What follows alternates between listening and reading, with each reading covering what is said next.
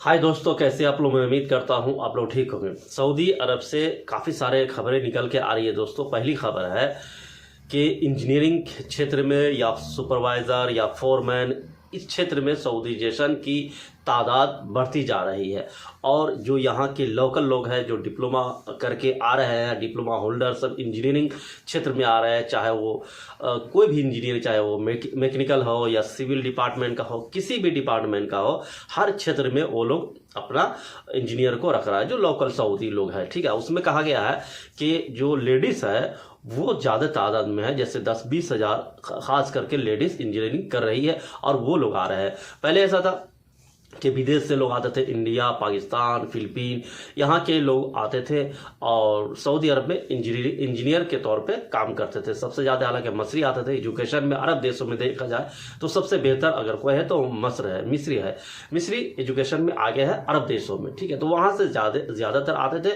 और यहाँ मैकेनिकल क्षेत्र हो या सिविल हो या मताम का क्षेत्र हो, रेस्टोरेंट का क्षेत्र हो, कोई भी क्षेत्र में वो लोग आते थे और काम करते थे। और इंडिया से भी आते थे। ठीक है, इंडिया के लोग भी इंजीनियरिंग डिप्लोमा करके यहाँ आकर के काम करते थे। ठीक है, तो अभी कहा जा रहा है कि तकरीबन 1.5 लाख 6 महीने के अंदर रखा है। 1.5 लाख में 10,000 तकरीबन औरत है और बाकी जो मर्द हजरात है उनको रखा गया है जो इंजीनियरिंग क्षेत्र है, और फोरमैन और सुपरवाइजर के तौर पे। साइट सुपरवाइजर भी उसमें कई सारे, और कई सारे साइट इंजीनियर है। ठीक है, कुछ है जो मैनेजमेंट के तौर पे है, कुछ फील्ड में काम करने वाले हैं।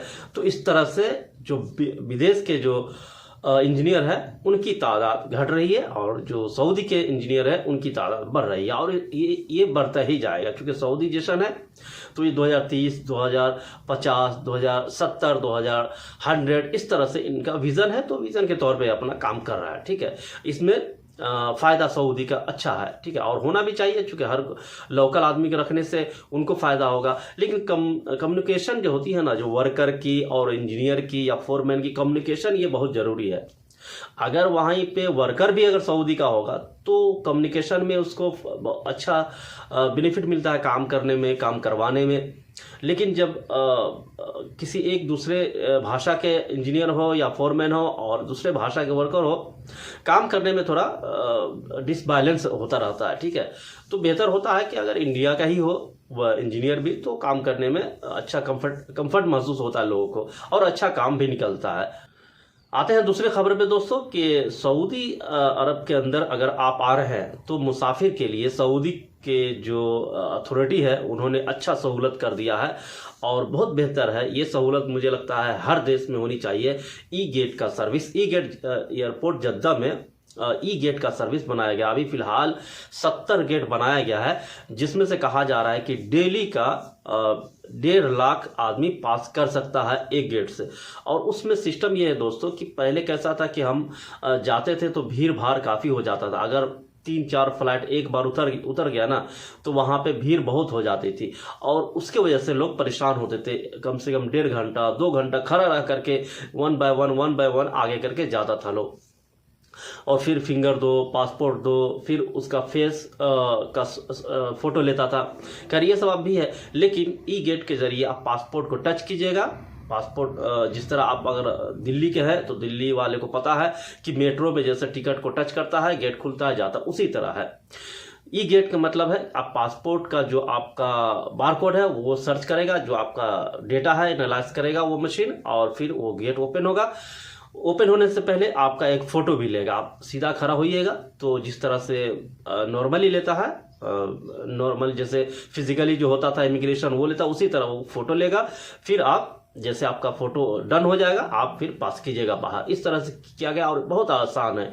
ई गेट बहुत अच्छा है और आसान है। जो भी डेटा है आपका सब सर्विस में रहेगा। ठीक है, तो इस तरह से ई गेट काम करता है और बढ़िया। ये रियाद में भी कहा जा रहा है कि रियाद में 2027-28 तक कहा जा रहा है कि रियाद में भी लागू बन जाएगा गेट, ई गेट। अगर ई गेट बन जाता है रियाद में भी तो रियाद में भी सहूलत हो जाएगी।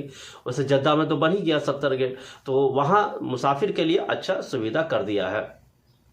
भीड़ कम जाएगा और परेशानी भी नहीं होगा किसी को, यानी अंगूठा ख़राब है या ये वो तो उससे परेशानी नहीं होगा, ठीक है। नहीं तो बहुत परेशानी होती थी फिजिकली जो पास होता था इमिग्रेशन में, तो ठीक है।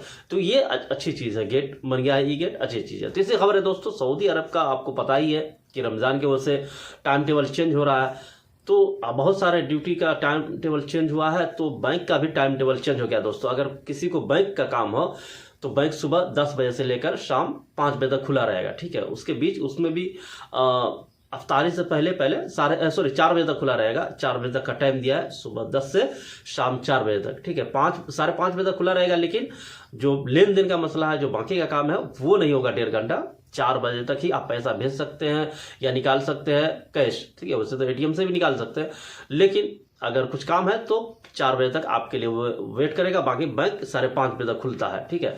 तो ये आपका ड्यूटी टाइम टेबल है। अगर बैंक का किसी काम है तो अगर अभी करा ले तो बेहतर है, नहीं तो रमज़ान में आपको ये टाइम टेबल रहेगा। और वर्किंग टाइम टेबल भी सबको पता ही है कि जो वर्किंग टाइम टेबल कैसा है सऊदी अरब के अंदर, ठीक है। तो ये कुछ अपडेट्स ही दोस्तों, मिलते हैं नेक्स्ट वीडियो में। Thank you.